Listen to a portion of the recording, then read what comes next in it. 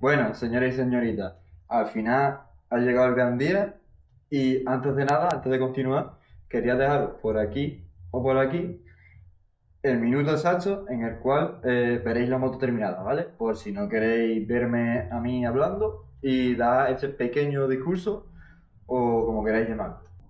Como os decía, gracias a todas aquellas personas que me habéis apoyado, tanto viéndome como enviándome mensajes de motivación y claramente aquellas personas que me habéis ayudado a lograr esto.